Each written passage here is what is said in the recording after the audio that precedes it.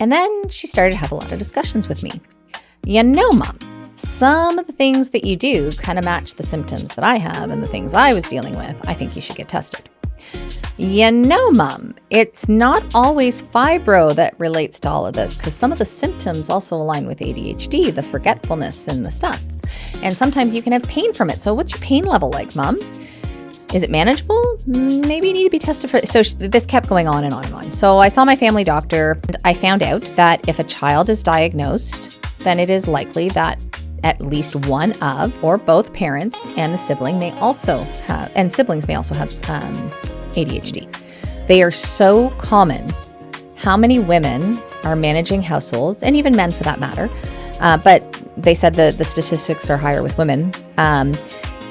Organized chaos, blurting out things.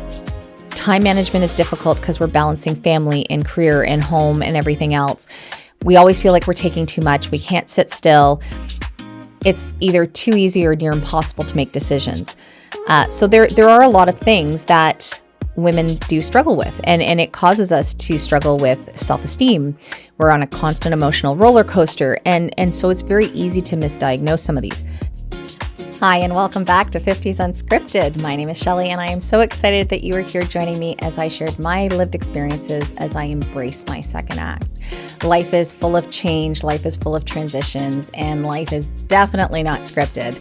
So I'm happy to have you join me as I share some of my stories and share some of the things that I've learned, and hopefully provide you some other suggestions or tips, or maybe just show you that you're not alone on this journey and experiencing things all on your own.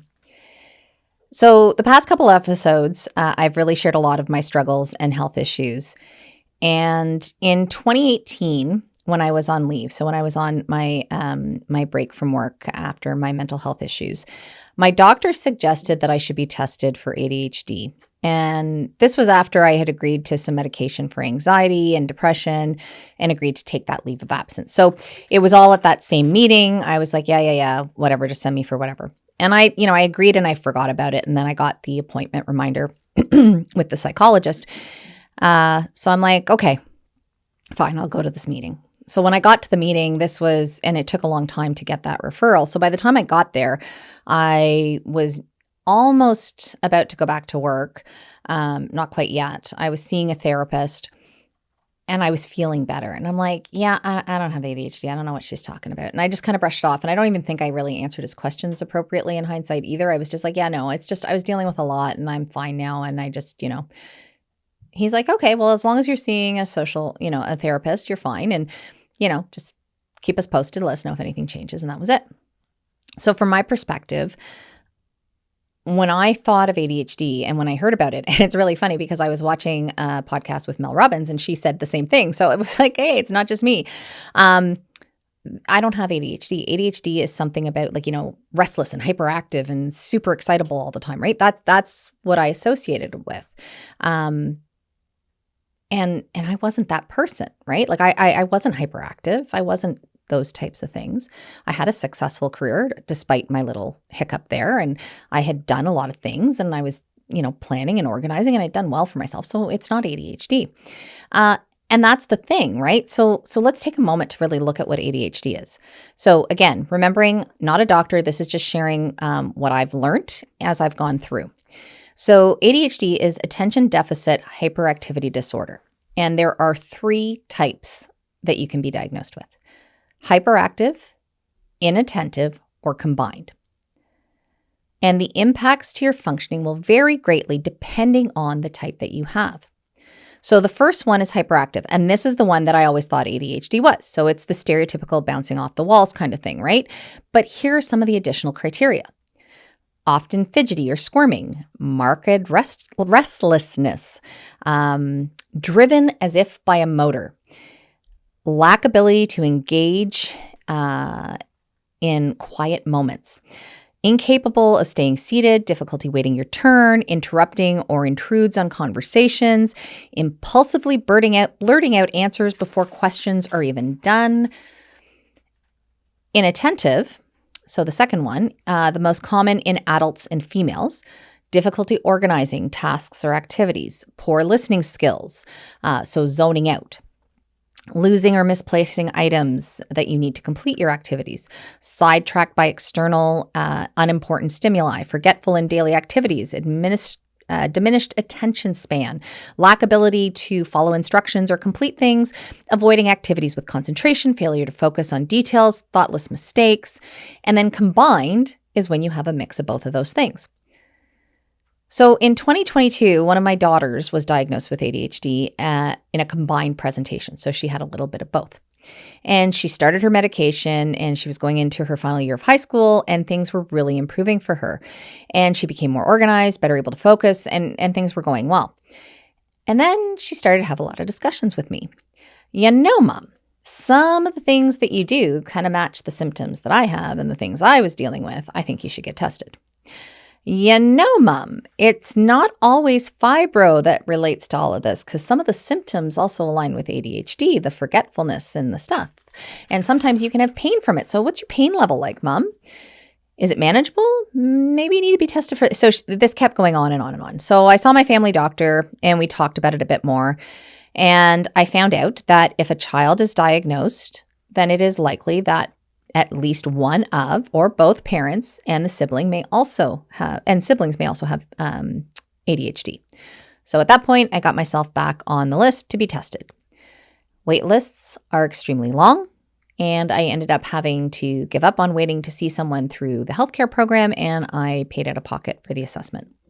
So in 2024, I was tested, and the results were that a diagnosis of ADHD combined.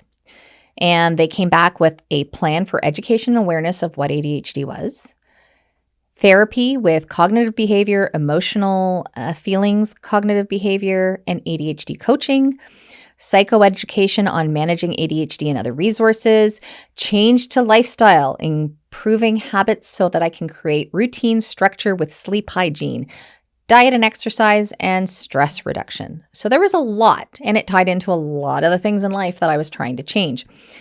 There were new meds, new therapists, because I had to see people who were more specialized in ADHD, and new activities. And it really did feel like overwhelm. The one good thing is, as I talked through, I realized that a number of the things I struggled with could be linked to ADHD. So for example, I had been in my house for almost 6 years, and I had still not unpacked. My garage was filled with boxes that I knew had things that I'd been looking for, that I'd already bought new things to replace, but I just never got around to doing it. And I was infamous for doing that mad cleaning where you just get up and you go and you clean like from top to bottom in your house and then burn out because you're so exhausted. Forgetfulness, top of my list. I would forget appointments. I would forget where I put things. I would forget to look for something. I would forget to do things. I would even forget to go get the mail from the mailbox, right? Like there were just so many things that I could forget. I would just absentmindedly, I'm like, oh, I just did that the other day. And then I'd get to the mailbox and there was like 3 weeks worth of mail because I just kept forgetting. So I worked with my therapist and we worked on things, and she helped me learn to put things into smaller pieces. And that way I could easily add, like, what were the small things that I could do to address something that wasn't working? So we tried different apps. So I looked for different apps on my phone. I looked for different routines. I looked for online resources. Some worked, some didn't. The biggest thing for me was the self-care and learning to celebrate those small wins. The more I focused on self-care, the more it helped me to moderate that inner critic, be more cognizant of the gratitude that I could show not only for others, but for myself. Also, it made it easier for me to be able to do affirmations. When I first started trying to do affirmations, I felt like a complete poser. It felt so fake. It felt so phony. It was hard. But the more I practiced self-care, the more I practiced mindfulness and pausing in those moments, the easier it got. And I realized, hey, yeah, okay, I'm not perfect, but you know what? I can recognize where I need help and I can ask for it. I am good at doing certain things. I'm strong at identifying when I have a problem and asking for help. Not all the time, but there's certain things I could pinpoint and say, hey, I'm good at asking for help with this, or I'm good at asking people to not do something if it's a problem. So we did go through a lot of these different things. And I think for me, combining that and combining everything else I was doing, the first one was showing that as I was also changing my weight management and changing my lifestyle and my habits for eating, the fact that I was actually able to follow through, do my meal prep, like it became part of it. That was my first win because that was the first easy habit that I did. Make the grocery list. That was the first step. Get the groceries, unload the groceries, meal prep, eat what I had prepared. So by doing those little things, and it sounds so silly to put it in such simple terms, but by making it as small as possible, made it so much easier for me to do. And eventually, the boxes. My mom, thankfully, my mom is a saint, deserves a gold medal for that, but she has come more than once and helped me go through all the boxes and do nope, you're pausing too long. You don't really need it. Take it and which one? Goodwill or garbage? So she helped me get through that. The other thing, and this came recommended from the therapist, and I recently just finished the book. She recommended reading Atomic Habits by James Clear. And I just have to say this, beyond brilliant. I love the book. It is so applicable to every part of life. Highly recommend it. He has an Insta page. He has a website. He has a newsletter and will send you daily reminders on stuff. He even has an e-course. Really, really recommend reading this book. It really does help us. And, in that book, there were so many things that he said that just made sense. When I look back at my weight loss journey, all I could think of is I wanted to lose the weight.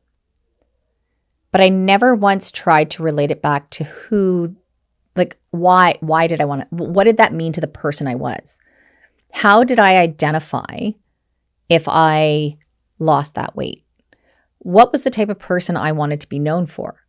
I want to be known as somebody who takes care of herself. I want to be seen as somebody who does what's right. I want to be seen as, somebody who learns from her mistakes and makes those changes. I want to be somebody who can follow through on stuff. I want to be successful, not only in work, in my activities. I want to be successful in life. So the more I looked at that, then I started to look at, okay, so how can I do that? And what were those small pieces that I could do each day to help simplify that and make me achieve that, which in the end meant I could hit my goal. And that was one of the first or second chapter in his book, I can't remember right now, where he tells us that we look at things sometimes backwards, right? We look at the end goal, but we don't really look at what the steps are that we need to take and how we do it. And in line with what the therapist was telling me, it was about taking things slow and breaking it down. What is that easy, simple first step, and how do you do it? How do you make sure that you get there? How do you make sure, right? So as I said with my food, went through the fridge, looked at what I need, made the grocery list. Once I had the grocery list, went to the car and got the groceries. After I got the groceries, I did those things. So again, you have that and it's easier to get to your end goal. The therapist also elaborated, and this is also from the book as well, about habit stacking. So when you're trying to learn something, and he talks a lot about this in different ways to do this in the book as well, add something new and small to something that you always do every day. So there were certain supplements that I needed to add to my diet. There were certain there's certain medications I take all the time. Put them in, if they're things that you tend to forget, put them where they are obvious and besides something you already do. So my supplements, I have some that I take in the morning and some that I take at night. They are out on the counter in the bathroom so that every night when I brush my teeth, after I've done that, I have a glass of water and I take my supplements. And it's done. In the morning, I brush my teeth, have a glass of water, take my supplements. And that became habit stacking. So it's putting those two side by side. It's open, it's visible, and it's there. And it's stacking those together. So find those things that help you and get you going. It's obvious and it's easy to see. On the flip side, the things that weren't so good to keep going, you start to hide those. So if I know I need to go to the gym, but if I come home from work and I'm tired and the remote control is handy, I'm going to sit down and watch TV instead. Put the remote control somewhere you have to leave. So maybe that's why my kids keep hiding the remote control on me. Maybe they're trying to help me with that habit. But again, for eating even, putting the chips, the kids were still having some of those treats. They're in a box and they're up on the fridge. They're not sight of mind, right? They're not the first thing I see when I walk into the kitchen anymore. So I took those bad habits out of my sight. So make the good ones obvious, make the bad ones a little less obvious. I still have a long way to go to address all my issues and my struggles, but each day I'm making progress and I learn something new and I try and incorporate that. So I do recommend, also, I'm going to share a lot of the resources and things that I found and that I used. So please do go to the website as well. There's going to be links and everything to some of these, to the books and some of the other great resources that I found on that. You have to remember that what worked for me may not work for you, and that's okay. It's more than just medication. That's the other big thing. Medication helps, but it doesn't fix everything. You have to make that change and you have to modify the behavior. Medication can only do so much in ADHD. And this was one of the things that the therapist that I see for that and the doctor I see for that has told me very clearly. It's the coping skills. It's knowing, what I have to do to manage the good habits and what I have to do to stop those bad habits. As a note, some of my reading highlighted that millions of women live without a diagnosis of ADHD. And you may wonder why that is. Well, let's think back to some of those conditions or symptoms that come with a combined. They are so common. How many women are managing households, and even men for that matter, but they said that the statistics are higher with women, organized chaos, blurting out things. Time management is difficult because we're balancing family and career and home and everything else. We always feel like we're taking too much. We can't sit still. It's either too easy or near impossible to make decisions. So there are a lot of things that women do struggle with, and it causes us to struggle with self-esteem. We're on a constant emotional roller coaster, and so it's very easy to misdiagnose some of these. Now, if you're having some of those, it doesn't mean you have ADHD either. Remember, I'm not a doctor. I'm just telling you, take time to take care of yourself. Do the self-care. Spend time making sure that you are prioritizing your well-being as much as you are everything else that you're doing in life, so that you can make sure there aren't hidden symptoms somewhere else to an underlying condition. And this is everything that I've learned from the books, the video, and other resources as well through all the therapy sessions. And you really have to take the time to ask questions and find out what works for you. So every session, especially between talking every time we check the medication, it was like, is the medication working? What are the differences? So really being able to take note and pay attention. I found I could focus better in the morning, but then by lunchtime, it wasn't. I'd lost my focus and I would be easily distracted. Or I found, at this point, there's no change, or, because you do start to come used to the medication, right? And if it's not strong enough, you will just adjust to it and you'll go back to old habits, kind of thing. So you have to work with your doctor until you get the right dosage, and you have to talk to different people, right? You have to talk to your therapist, your family doctor, whatever specialist you're seeing for the ADHD. If you have to see a separate specialist, some family doctors will do it depending on their experience. Some won't. So it just depends on where you have to go. But also find other people. I have the privilege of attending a whole bunch of different events, and I heard someone at work talk about neurodivergence and share her journey. So I set up time to talk with her, and she gave me some of the best advice, because as I've started to go through this journey since turning 52, and this year, 2025, has just been my penultimate year, in my opinion. There's been so much, as I deal with difficult things, there have been so many things I've accomplished. And I kind of sat there one day when I was talking to her and I said, some days I sit there and wonder, like, if I had just known this 20 years ago, how different would my life have been? Could I have, never been obese? Could I have nipped it in the bud early? Could I have, managed my relationships better? Could I have been healthier? And she stopped me and she goes, you have to remember, hindsight is 20/20. And what has already happened is done. You can't change it. It's there. And you don't know, as much as hindsight is 20/20, there is no guarantee that something else wouldn't have happened that would have still caused the challenges and the upsets that you went through. No one is psychic. No one knows what would have happened. It's the episode of What If, right? Like, what if this never happened? Or what if? We don't know. It's a different thing. And that's where I remind myself to, to be mindful and to grant myself the serenity to accept the things I cannot change, the courage to change the things I can, and the wisdom to know the difference. So sit back and realize when we think of mindfulness. So one of the things that I do have is, and I don't know if it's going to show or not, but I have a tattoo on my arm here. Let's see. I think got my bracelet showing. I don't know. Is it working this way? There we go. Trying to find the right.